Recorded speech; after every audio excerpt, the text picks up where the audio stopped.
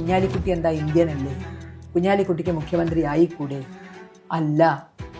കാരണം ഈ പാരമ്പര്യവും ഈ രക്തവുമാണ് അവരുടെ സിരകളിൽ ഒഴുകുന്നത് എന്നുള്ളത് കൊണ്ട് തന്നെ ഇന്ത്യൻ പാസ്പോർട്ട് ഉണ്ടായതുകൊണ്ടോ, ഇന്ത്യയിലെ ആധാർ കാർഡ് ഉണ്ടായതുകൊണ്ടോ, ഇന്ത്യയിലെ ജനന സർട്ടിഫിക്കറ്റ് ഉണ്ടായതുകൊണ്ടോ അവർക്ക് മറ്റുള്ളവരെ പോലെ മുഖ്യമന്ത്രിയാകാനുള്ള അവകാശം ഉണ്ട് എന്ന് പറഞ്ഞാൽ അതിനെ പെട്ടെന്ന് അങ്ങോട്ട് തൊണ്ട തൊടാതെ വീഴുന്ന ലേശം ബുദ്ധിമുട്ടുണ്ട്.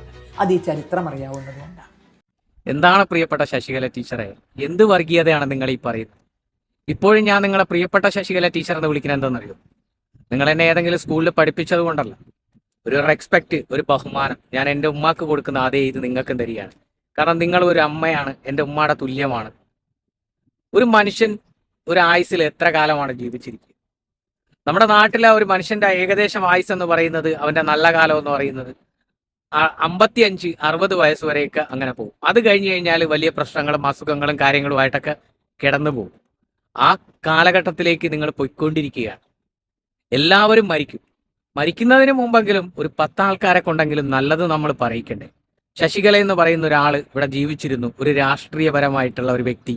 അവർ നല്ലൊരു വ്യക്തിയെന്ന് മറ്റുള്ളവരെ കൊണ്ട് പറയിക്കണ്ടേ? എൻ്റെ ഉമ്മയൊക്കെ എന്ന് പറയുന്നത് 5 നേരം നിസ്കരിക്കുക, നോമ്പെടുക്കുന്ന ഒരു ഉമ്മയാണ് എൻ്റെ ഉമ്മ. ഞാൻ ഇന്നേ വരെ കണ്ടിട്ടില്ല നിസ്കാരപ്പായി ഇരുന്ന് പ്രാർത്ഥിക്കുന്നത്, അല്ലെങ്കിൽ എൻ്റെ ഉമ്മ ഇങ്ങനെയാണ് ദുആ ചെയ്യുന്നത്. ആലം ദുനിയാവിലുള്ള എല്ലാ മക്കൾക്കും നല്ലത് വരുത്തണേ എന്നാണ് പറയാറ്. അതായത് ആലം ദുനിയാവെന്ന് പറയണത് ഈ ലോകം മൊത്തത്തിലുള്ള എല്ലാ അമ്മ പെറ്റ മക്കൾക്ക് നല്ലത് വരുത്തണമെന്നാണ് പറയുന്നത്. ആ ഉമ്മയുടെ മകനാണ് ഞാൻ. അത് കണ്ടു വളർന്നത് കൊണ്ട് തന്നെയാണ് ഞാൻ എല്ലാ മനുഷ്യരെയും ഒരേപോലെ കാണുന്ന ഒരു കമ്മ്യൂണിസ്റ്റുകാരനായി മാറിയത്. പ്രിയപ്പെട്ട ശശികല ടീച്ചർ, എന്താണ് നിങ്ങൾ ഈ പറയുന്നത്? ഇനിയുള്ള കാലമെങ്കിലും നിങ്ങളൊന്ന് മനുഷ്യനായിട്ട് നടക്കാൻ ശ്രമിക്കും, മനുഷ്യനാവാൻ ശ്രമിക്കും, മനുഷ്യനെ സ്നേഹിക്കാൻ പഠിക്കും. മതത്തിന്റെ പേരും പറഞ്ഞ് മനുഷ്യനെ വിദ്വേഷമുണ്ടാക്കി ഈ തമ്മി തല്ലിക്കുന്ന പരിപാടിയൊന്നും നിർത്തും. കേരളത്തിൽ ഒരു മുസ്ലിം ആയാലെന്താ, ഒരു ഹിന്ദു ആയാലെന്താ, ഒരു ക്രിസ്ത്യാനി ആയാലെന്താ? നമ്മുടെ കേരളം എന്ന് പറയുന്ന മതേതര കേരളമല്ലേ? നിങ്ങളൊക്കെ ഈ കേരളത്തിൽ വന്ന് വളർന്ന ആൾക്കാരല്ലേ? നിങ്ങളൊക്കെ മറ്റുള്ളവർക്ക് അറിവും കാര്യങ്ങളും പറഞ്ഞു കൊടുക്കേണ്ട വ്യക്തികളല്ലേ? നിങ്ങളൊക്കെ ഇങ്ങനെ വന്നിട്ട് ഈ സമൂഹത്തിൽ പച്ചയായ വർഗീയത പറയുമ്പോൾ നിങ്ങളിൽ നിന്നൊക്കെ മറ്റു കുട്ടികളും ഇതൊക്കെയല്ലേ പഠിക്കുന്നത്? നിങ്ങളെ വളർന്നു വരുന്ന, നിങ്ങളുടെ ഇതിൽ വളർന്നു വരുന്നത്. കുഞ്ഞാലിക്കുട്ടി കേരളത്തിന്റെ വിദ്യാഭ്യാസ മന്ത്രിയായാൽ കേരളത്തിൽ എന്താ സംഭവിക്കാൻ പോകുന്നത്? 6 മാസമെങ്കിൽ 6 മാസം CH മുഹമ്മദ് കോയ സാഹിബ് കേരളത്തിന്റെ മുഖ്യമന്ത്രി ആയിരുന്ന ഒരാളല്ലേ? അയാൾ മുസ്ലിം ആയിരുന്നില്ലേ? എന്താണ് നിങ്ങൾ ഈ പറയുന്നത്? ഞാനൊക്കെ ജീവിക്കുന്ന ഈ ഗൾഫ് രാജ്യങ്ങളിൽ എത്രയോ ഹിന്ദു സഹോദരങ്ങളും ക്രിസ്ത്യൻ സഹോദരങ്ങളും ഉണ്ടെന്നറിയോ? അവരൊക്കെ ഒരാളുടെ മനുഷ്യന്റെ ജാതിയോ മതമോ നോക്കി അവർ വേർതിരിക്കാറില്ല. നമ്മളെല്ലാവരെയും വിളിക്കുന്നത് ഹിന്ദി എന്നാണ്, അതായത് ഇന്ത്യക്കാരെന്നാണ്. നന്നായിക്കൂടെ ശശികല ടീച്ചറെ? ഇനി എത്ര കാലമാണ് നമ്മൾ ജീവിച്ചിരിക്കുക ഈ ദുനിയാവിൽ? ആ ജീവിച്ചിരിക്കുന്ന കാലമെങ്കിലും നമ്മൾ മറ്റുള്ളവരെ കൊണ്ട് നല്ലത് പറയിക്കണ്ടേ? ഒരു മകന്റെ അഭ്യർത്ഥനയാണ്. കേൾക്കുമെങ്കിൽ കേൾക്കുക, ഏറ്റെടുക്കാൻ പറ്റുമെങ്കിൽ ഏറ്റെടുക്കുക.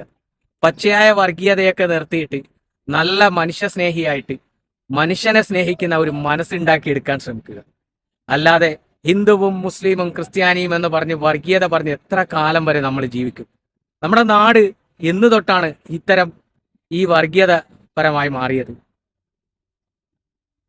എൻ്റെ കുട്ടിക്കാലത്തൊന്നും ഇതൊന്നുമില്ല. ഓണവും വിഷുവും ക്രിസ്മസും എല്ലാം നമ്മൾ ഒന്നിച്ചാഘോഷിക്കുന്നവരാണ്. ആ ആഘോഷിക്കുന്ന നമ്മളുടെ ഇടയിലാണ് നിങ്ങളെപ്പോലുള്ളവർ വർഗീയത പറഞ്ഞ് തമ്മിത്തല്ലുണ്ടാക്കാൻ നോക്കുന്നത്.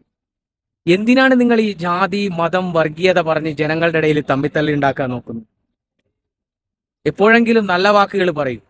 ഖുർആനിലും ഭഗവത്ഗീതയിലും ബൈബിളിലും എല്ലാത്തിലും ഒന്നേ പറഞ്ഞിട്ടുള്ളൂ: മനുഷ്യനെ സ്നേഹിക്കുക, മനുഷ്യനെ സ്നേഹിക്കുക, മനുഷ്യനെ സ്നേഹിക്കുക.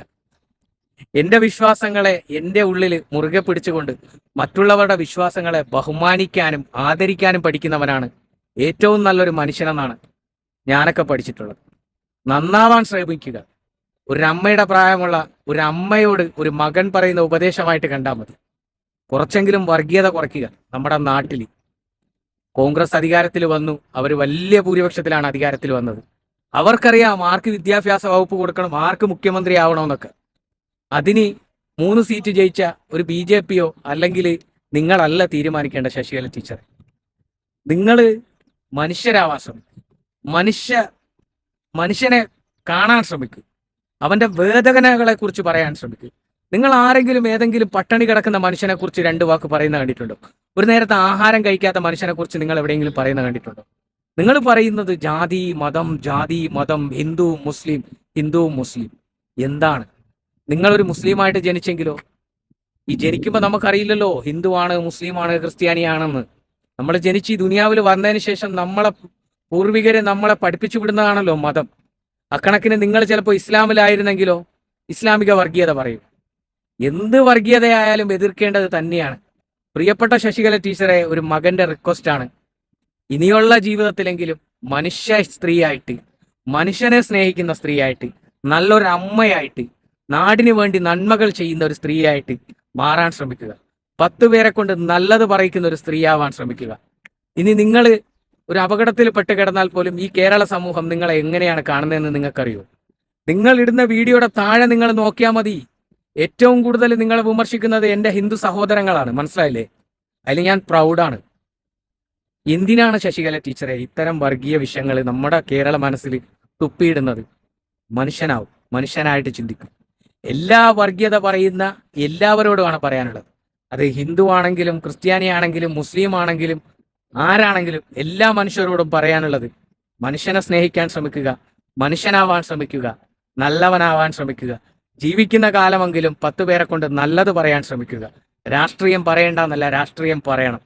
ജാതിയും മതവും ഒഴിച്ചു നിർത്തിയിട്ട് രാഷ്ട്രീയം പറയാൻ പഠിക്കുക. വേറെന്ത് പറയാനാണ് നിങ്ങളോട്?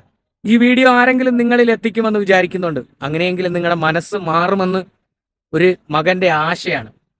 ആശിക്കാം എന്നല്ലാണ്ട് വേറെ ഒന്നുമില്ല. നിർത്തുന്നു.